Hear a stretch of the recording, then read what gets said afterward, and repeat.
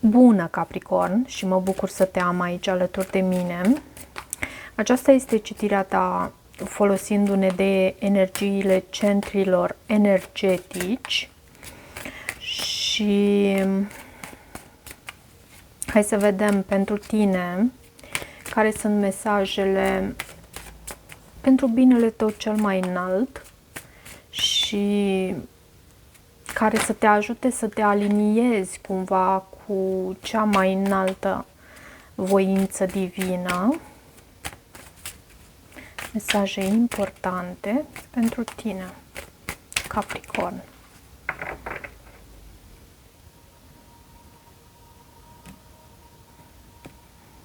Văd trecutul foarte important pentru tine la baza pachetului Instinct. Foarte des a ieșit acest card, Instinct. Cumva instinctele îți vorbesc sau ești pe cale de a te conecta cu instinctul tău, cu ceea ce înseamnă vocea ta interioară, cu acea voce interioară care face legătura între divinitate, cumva acea voce pe care toți o avem, doar că de multe ori nu știm cum să o ascultăm, de multe ori nu știm să distingem între ce înseamnă vocea interioară, care vine dinspre divinitate, și ce înseamnă ego, ce înseamnă orice altceva, frică, teamă. Instinctul îți vorbește și e minunat. Hai să văd. La baza citirii, în primul centru energetic, avem misticism, confuzie, nesiguranță, victimă, serviciu, acceptare, frumos. Acceptare avem în cel de-al 6-lea centru sau cel de-al 6-lea simț mai este denumit acest centru energetic. Iar în poziția rezultatelor sau în poziția celui de-al 7-lea centru energetic avem această balanță, acest echilibru pe care tu îl vei obține. Acest cel de-al 7-lea centru energetic este centrul energetic care face legătura cu divinitatea și în același timp și cu cei din jur. Cumva ne amintește de faptul că noi toți suntem unul, suntem o unitate, de fapt, suntem mici bucățele de piese de puzzle dintr-un puzzle uriaș și facem parte din tot. Am uitat să pomenesc despre faptul că poate e bine să îți setezi o anumită intenție cu această citire, să pui videoclipul pe pauză și să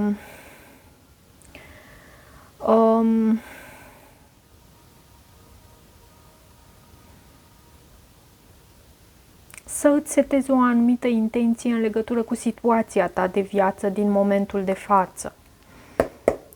Ok, misticism avem la baza citirii și această carte ne arată ceea ce te susține pe tine acum, de unde anume te tragi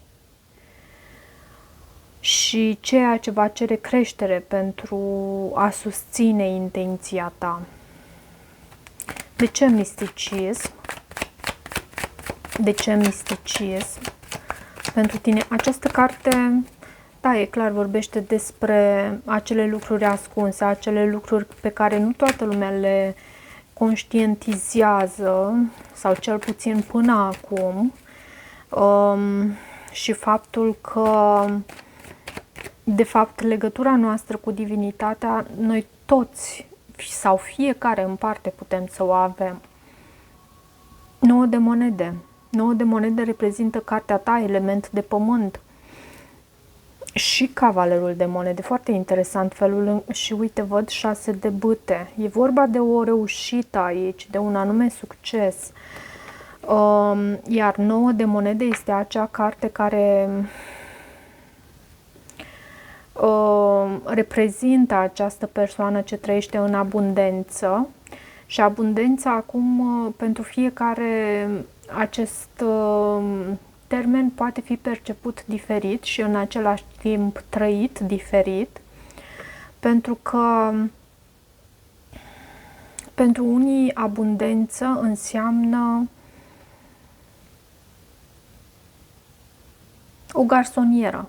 Faptul că au reușit să își procure, dau un exemplu, să își procure, nu știu, spațiul în care pot să trăiască ei cu ei.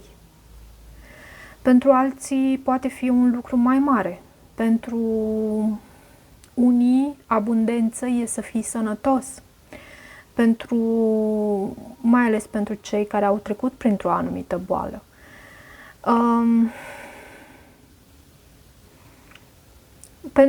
Unii se leagă de lucrurile materiale, mai ales semnele de pământ sunt foarte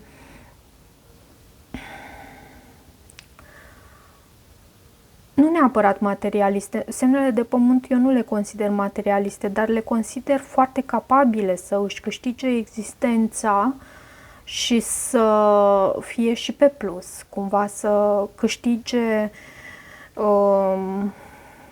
și să trăiască și în abundență. Și asta vedem aici la baza citirii tale. Faptul că tu ești conectat cu divinitatea, cu vocea ta interioară, pentru că avem acest instinct aici, ne arată acest lucru, ne arată puterea ta de muncă și în același timp și legătura cu divinitatea. Ok, nu știu cât m-am făcut înțeleasă aici, pentru că mă uitam și la acest card, confuzie. Acest card îl avem în starea ta emoțională și indică adevăratele tale sentimente, precum și ceea ce poate atrage sau respinge dorințele tale.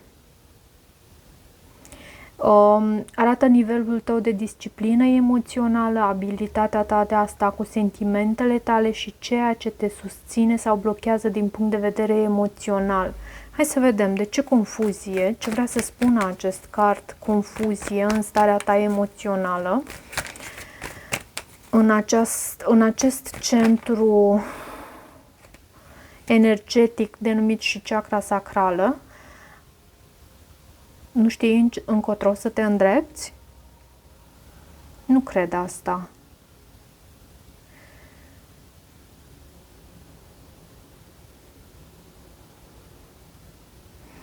Mai degrabă cred faptul că tu știi încotro să te îndrepți, dar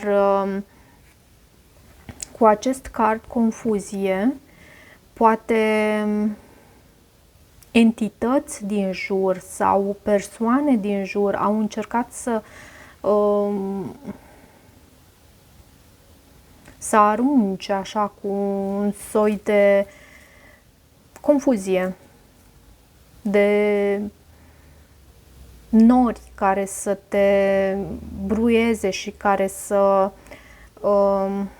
te facă să crezi că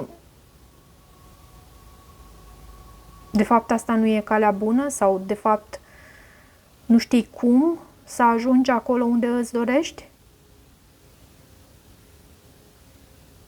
Poate fi o energie a unui berbec sau a unui taur implicată iarăși aici, pentru că văd și împăratul, un șef, un superior, o autoritate, un tată,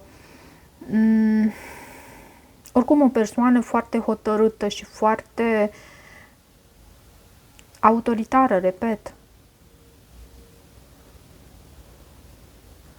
O persoană care știe să obțină tot ceea ce își dorește. și luptă pentru ceea ce își dorește. Interesant mesaj aici pentru tine, Capricorn. Mai poți și tu întruchipa această energie a împăratului, o persoană care este hotărâtă și știe unde vrea să ajungă, dar totuși există un soi de iluzoriu, de energie care îți aduce confuzie. Avem nesiguranță în starea ta mentală. Aici se reflectă procesele tale intelectuale. Și nesiguranța, de fapt, vine, deci poate fi percepută ca ceva ce vine din exterior. Poate fi această persoană foarte hotărâtă care să se interpună între ceea ce îți dorești tu și tine și cumva, da, această nesiguranță poate fi provocată, să simți că este provocată de ceva din exterior, dar de fapt ea vine din interior, din faptul că anumite procese mentale din interior trebuie adresate. De ce nesiguranță? De ce nesiguranță pentru tine, Capricorn? De ce? Foarte multe cărți s-au întors și am văzut și 6 de cupe. Poate trecutul. Nu ai reușit să te desprinzi pentru că nu ai reușit încă să desprinzi de fapt care este lecția trecutului. Văd cartea Moartea și acest rege de spade. Mă gândesc că este vorba despre o persoană aici, cu acest rege de spade, o persoană foarte calculată. Nu știu, și poate a existat o anumită tranziție cu această persoană, în sensul că ceva s-a terminat, ceva a fost necesar să se transforme, un final, poate în privința comunicării pentru unii dintre voi. Și asta a provocat nesiguranță. Și poate că acest proces de transformare provocat aparent de această persoană din exterior, acest semn de aer sau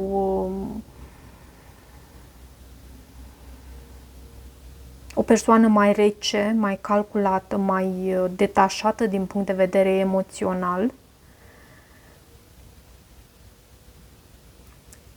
îți dă sentimentul că tu ești o victimă, pentru că avem aici victimă în inima ta și aici ni se arată dacă inima ta este implicată.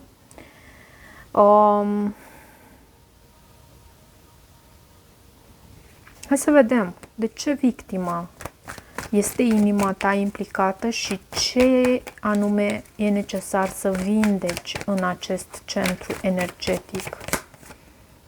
3 de cupe și 8 de bâte. E necesar să comunici, să ieși cu prietenii, dar nu știu, poate e necesar să te descarci cu ceva anume, sufletește vorbind. Ai o anumită povară și în același timp ai și persoane în jurul tău care pot să te ajute, pentru că acest 3 de cupe vorbește despre prieteni, despre oameni din jur, despre cunoscuți, despre apropiați. Iar asociat cu acest 8 de bâte vorbește despre comunicare și schimbare iarăși.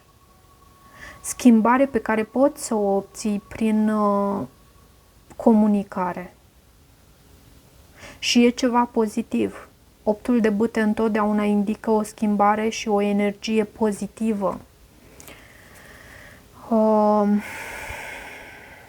Mai greu este resimțită cartea Moartea, care tot vine cu schimbare.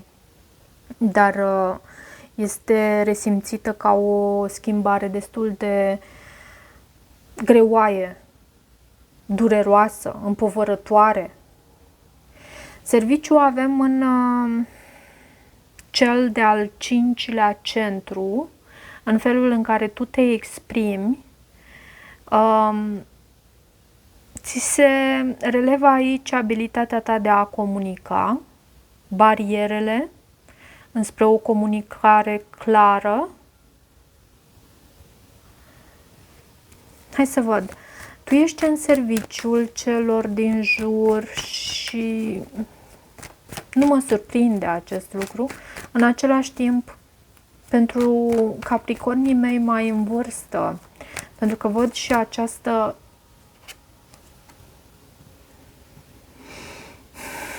aici este reprezentată o mamă, o bunică, care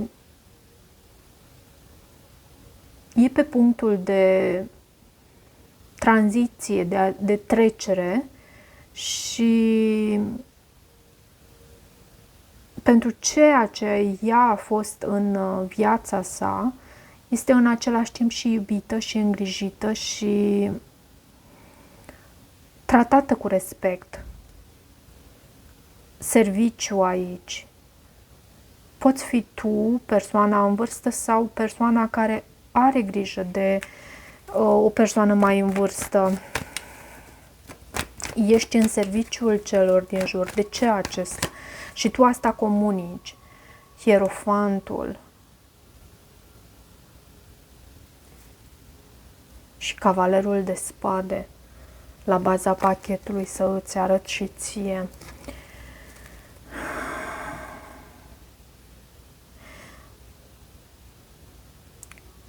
Hierofantul iarăși vorbește despre tradiție, despre respect, despre a respecta valorile tradiționale.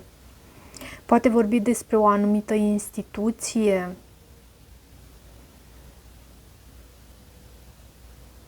Hierofantul poate reprezenta un preot, o persoană de încredere la care cei din jur vin pentru sfat, pentru soluții. Și poți fi tu acest hierofant care poate reprezenta zodia Taur sau o altă persoană din jurul tău cu care tu să comunici și să spui adevărul, pentru că iarăși avem și acest cavaler de spade. De ce acceptare? În cel de-al 6-lea centru, al 6-lea simț sau compasul tău interior, aici găsim și scopul tău. Acceptare. Putem găsi aici scopul tău. Acceptare.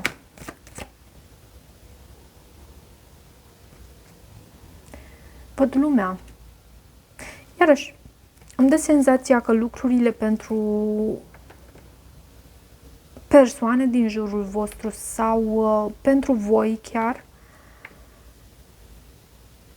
nu știu, parcă vezi lucrurile dintr-o perspectivă mult mai înaltă. Te-ai ridicat atât de sus încât, da, vezi lucrurile dintr-o perspectivă mult mai înaltă și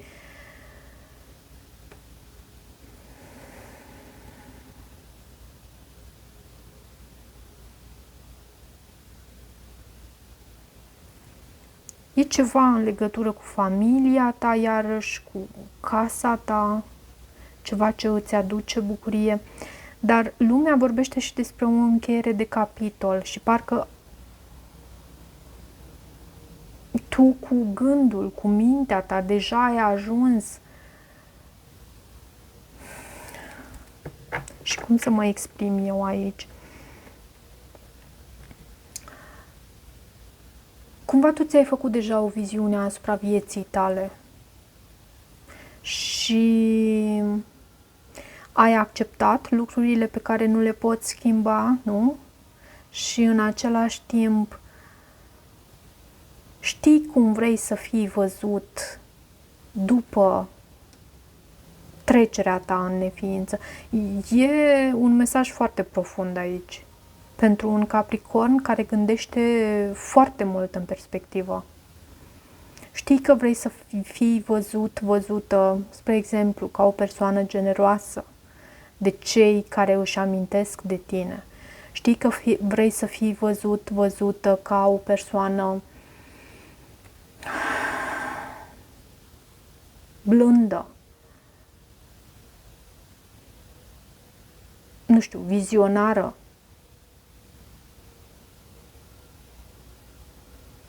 Interesant. Echilibru avem aici în cel de-al 7-lea centru energetic și, cum am spus, aici este rezultatul posibil obținut. Cumva tu ai crescut aici și în același timp, pentru că știi să îți cari greutățile personale, ești o persoană, da, și echilibrată, dar și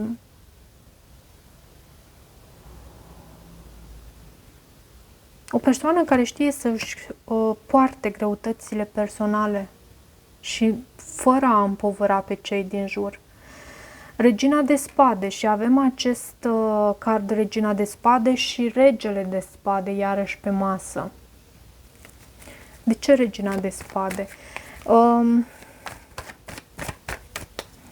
Poți să ai și Vărsător pe harta ta natală, pentru că tu, fiind Capricorn, ești foarte aproape de Vărsător, Gemeni, Balanță. Ai o claritate mentală. Cum am spus, cred că ai o anumită viziune tu aici. Și știi că lucrurile într-un viitor, pentru unii mai apropiat, pentru alții mai îndepărtat, se vor termina, dar știi cum pentru tine se vor termina. Cumva e ca un testament spiritual. Foarte interesant mesaj, nici nu mă așteptam să primesc așa ceva. 9 de bâte în încheiere aici. Da, dragilor. Vorbind de maturitate și de maturitate emoțională și spirituală în același timp, aș spune eu,